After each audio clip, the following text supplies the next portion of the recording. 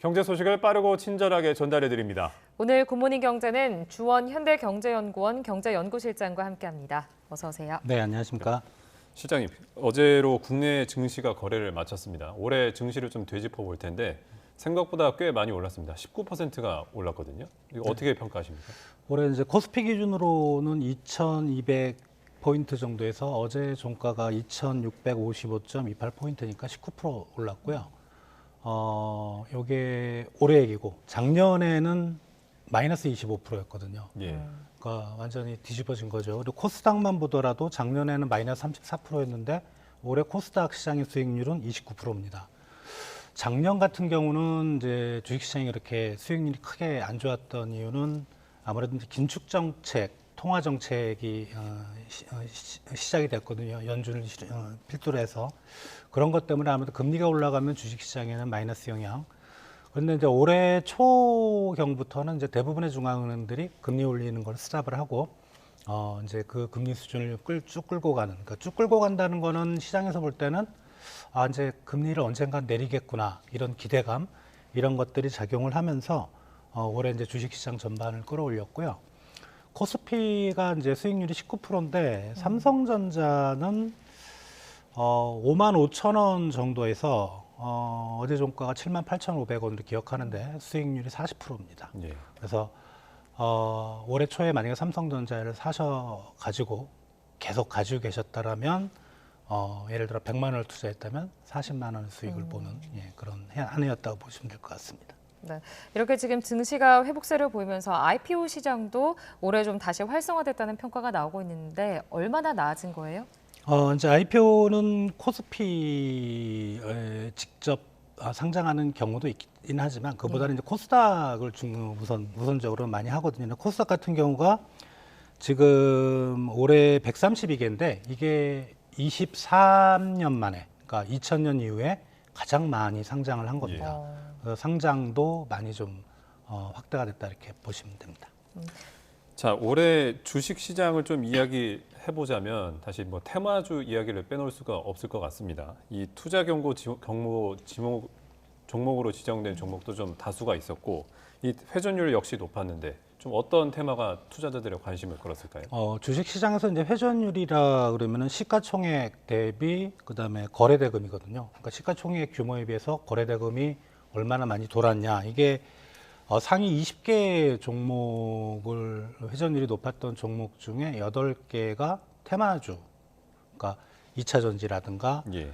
뭐 최근에 이슈가 됐었던 상원 초전도체 관련 주식, 그다음에 뭐 가상자산 관련주 이런 것들이 한 8개 정도 됐는데 이게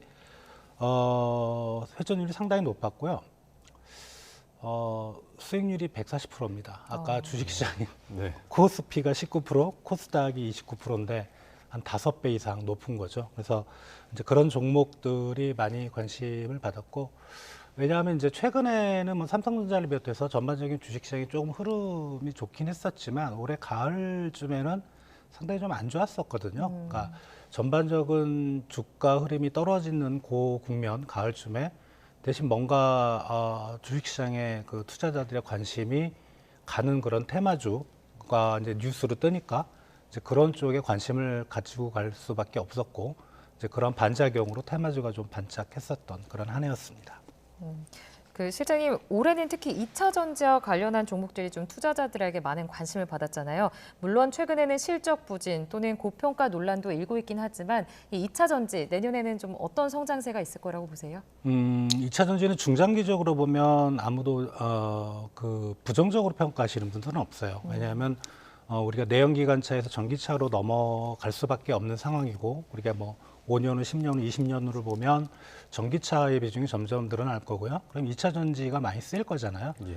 근데 다만 이제 내년 한 해만 딱 놓고 봤을 때는 상당히 좀 불확실한 측면이 있습니다. 일단 전반적인 자동차 수요가 내년에 좀 죽을 거다. 미국 경제가 내년 상반기에는 지금 0%대 성장률을 예상을 하고 있거든요. 그러니까 지금 가장 최근에 한 5% 내외 성장률이었는데 3분기에 그만큼 이제 어떻게 보면 자동차 시장에서 가장 중요한 미국 시장이 흔들릴 가능성.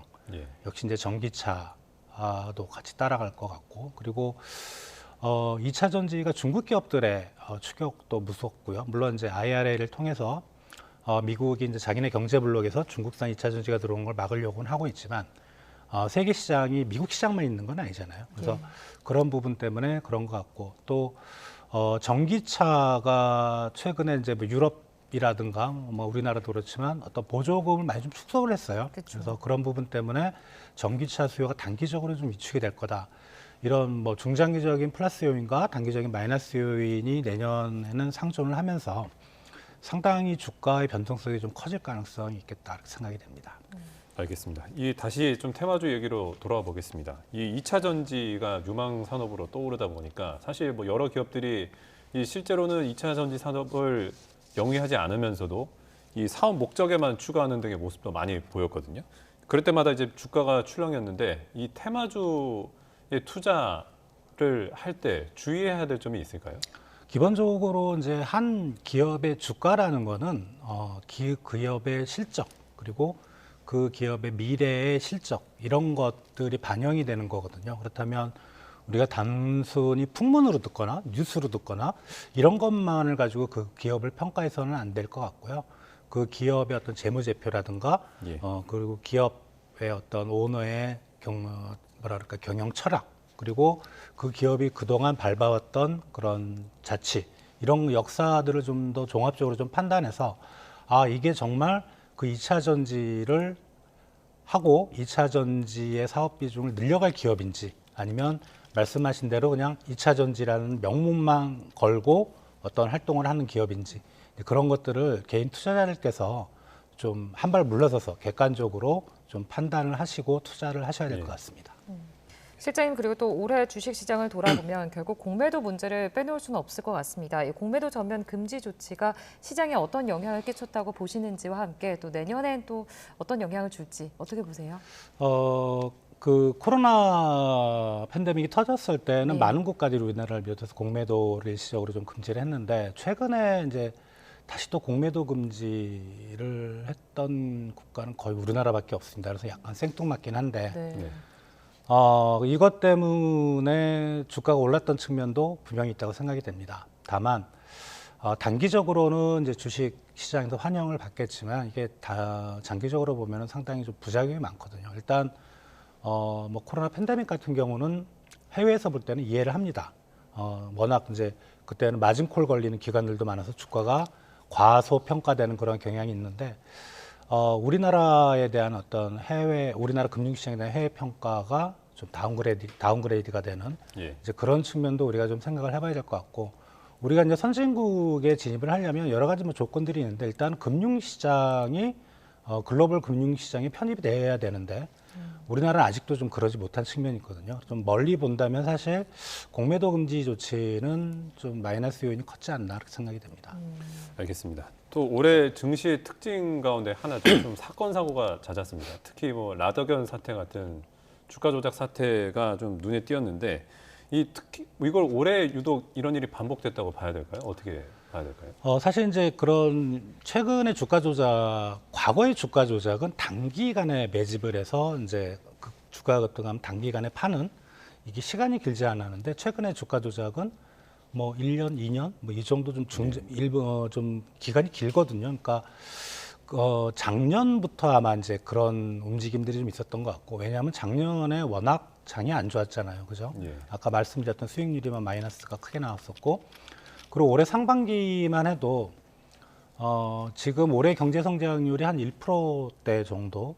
그러니까 결국 경제 성장률이라는 거는 주식 시장을 포함해서 그 나라의 자산 시장의 평균적인 수익률의 개념이거든요. 그러니까 성장률이 높아지면 수익률이 높아지는데 전반적인 어떤 마땅한 투자처가 없었다는 수익률이 낮았기 때문에 그리고 금리는 높았잖아요. 예. 우리가 투자를 하려면 돈을 빌려야 되는데 대신 그 투자의 비용은 상당히 높았다. 그러니까 그 비용을 뽑을 만한 그런 투자 대상이 좀 필요했던 거고 그리고 올해 주식시장이 전반적으로는 수익률이 높았지만 그렇게 아마 지금 방송을 보고 계시는 분들이 크게 수익을 내신 분 별로 없을 것 같아요. 이제 그런 상황을 고려할 때 네. 그런 이제 사람들의 심리를 이용한 그런 주가 조작이 올해 유독 좀 많았던 걸로 생각이 됩니다. 자, 실장님 이제 좀 시선을 내년으로 좀 주목을 해볼까 하는데 올해 증시 시장에서는 2차 전지가 좀 선두였다면 내년에는 드디어 이제 반도체의 부활이 있는 거 아니냐 이런 기대감도 좀 나오고 있습니다.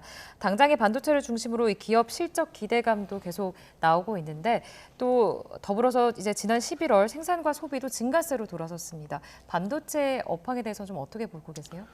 이제 11월 산업활동 동향이 어제 나왔었는데요. 전산업 생산이 7월에 마이너스였다가 8월, 9월 그다음에 증가세 유지하다가 10월에 다시 마이너스가 나오고 어제 나왔던 11월께 다시 이제 플러스로 전환이 됐는데 전산업 생산을 플러스로 증가시킨 이유는 일단 서비스업하고 제조업이 큰 축인데 서비스업은 마이너스였습니다.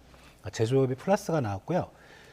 제조업이 플러스가 전월 대비 3.3%인데 반도체 산업이 12.8%입니다. 그러니까 반도체가 제조업 경기를 끌었고 그리고 최근에 어떤 수출 관련 지표를 보면 반도체 수출이 좀 개선이 많이 되고 있어요. 그리고 내년 만약에 넘어가서 생각한다면 예. 자동차는 올해 상당히 좋았는데 자동차 실적은 점점 좀 둔화되는 방향이 될 가능성. 내년 상반기에는 아무래도 미국 시장이 흔들리다 네. 보니까 그리고 유럽도 또 보조금이라든가 이런 게 철폐되고 그래서 자동차 시장에 둔화되는 흐름. 그럼 내년 들어가서는 뭐 시기는 제가 특정할 수 없지만 자동차라든가 2차 전지는 조금 주가 흐름이 둔화될 가능성이 있습니다. 물론 뭐 다시 치고 올라갈 수는 있지만 그리고 자동차 같은 경우는 만약에 이제 내년 12월에 트럼프 미국의 대통령 선거가 있는데 네. 트럼프 대통령이 되면 2차 전지하고 전기 자동차는 그냥 죽어버립니다. 되게 싫어하는 산업이거든요. 예. 그러니까 왜냐하면 내연기관차를 생산하는 자동차 기업이 고용이 더 많습니다. 그런 걸 생각할 때 트럼프는 이제 환경 쪽에 대해서는 좀 안티 성향이 있습니다. 네. 그러다 보니까 바이든 정부에서 했던 IRA 이런 거를 뒤집을 가능성이 있고 그렇게 되면 자동차 산업의 판도가 완전히 바뀔 수가 있거든요. 그리고 또 하나는 이제 반도체는 이제 바닥을 치고 올라가는 게 이제 확연히 좀 보이는 것 같아요. 다만 과거의 예를 보면 우리 이제 그 삼성전자 주가가 피크를 쳤을 때가 아마 9만 원대 2022년 초쯤에 그래서 뭐 10만 전자 간다 그러는데 그때 수요가 확장되던 개념 그리고 앞으로 이제 반도체 수요가 확장되는데 어느 수요가 더 컸냐를 한번 생각을 해보면 그때 수요가 훨씬 컸거든요. 예. 코로나 팬데믹 때문에 IT가 워낙 이제 수요가 많았었고요. 그리고 이제 지금도 수요는 확대가 되지만 그만큼 갑자기 확 올라갈 가능성은 그렇게 많지는 않아요. 뭐 AI 반도체라든가 이런 것들에 메모리 반도체가 쓰이면서 수요는 확장이 되지만 그리고 과거의 경험을 보면 반도체가 한번 이렇게 확 경기가 꺾이고 바닥을 치고 올라갈 때 서서히 올라가는 그런 개념이라 분명히 반도체 관련 주식의 내년에 전망은 좋긴 하지만 그렇게 주가가 빠르게 오르지 않을 가능성도 분명히 있다고 생각이 됩니다. 그럼 지금까지 설명해 주신 걸 좀 토대로 내년 이제 전반적인 증시 상황을 좀 간단하게 짚어주신다면 어떻게 될까요? 내년도 그 전반적인 글로벌 경제 상황, 그다음에 미국 경제도 그렇고 중국 경제도 그렇고 한국 경제도 그렇고 보면 상저하고가 맞습니다. 실물 경제는 예. 중국도 회복이 점점 하반기로 가면 좀 나아지는 상황이고 미국도 상반기 안 좋았다가 나아지고 우리나라는 아무래도 수출 경기에 의존하는 국가라 보니까 세계 경제가 그러다 보면 우리나라도 상반기에는 좀 안 좋고 하반기에는 뭐 금리도 떨어지고 환율도 안정되면 우리나라 하반기에 실물 경제도 괜찮은 상황. 예. 주가가 실물 경제에 연동이 된다면, 근데 반드시 그런 건 아니더라고요. 네. 그렇다면 주가는 상반기에 좀 주춤거리다가 이제 하반기 들어서면서 좀 상승하는 트렌드가 되지 않을까 생각을 해봅니다. 네. 실장님 끝으로 해외 증시 상황 살펴보고 마무리해 보도록 하겠습니다. 미국 증시 올해 마감을 앞두고 있는데 이제 다우 지수, S&P 지수 모두 지금 상승 마감했고 나스닥만이 좀 하락했습니다. 혼조세를 보이고 있는 것 같은데 어떻게 보셨어요? 미국 증시 뭐 최근에 올랐던 거는 다른 이유는 없습니다. 그러니까 3월 달 미국 연준이 금리를 인하를 시작할 거다라는 게 시장에서는 70%의 확률을 보고 있거든요. 기존에 한 몇 달 전만 해도 한 6월 정도를 많이 봤었는데 많이 땡겨졌거든요. 네. 금리 인하 기대감입니다. 금리가 떨어진다면 아무래도 주식시장의 플러스 요인이고 다만 이제 나스닥에서는 좀 경계를 하는 것 같습니다. 사실 금리에 가장 크게 좀 민감한 그런 시장이 나스닥이긴 한데 그래서 나스닥은 아직은 좀 경계를 하는 것 같은데 어떤 금리 인하 기대감이 미국 주식시장을 좌지우지하고 있지 않은가 생각이 됩니다. 네, 알겠습니다. 지금까지 주원 실장 모시고 올해 경제 전망과 그리고 내년 경제 전망을 함께 짚어봤습니다. 지금까지 주원 실장과 함께했습니다. 교수님 고맙습니다. 고맙습니다.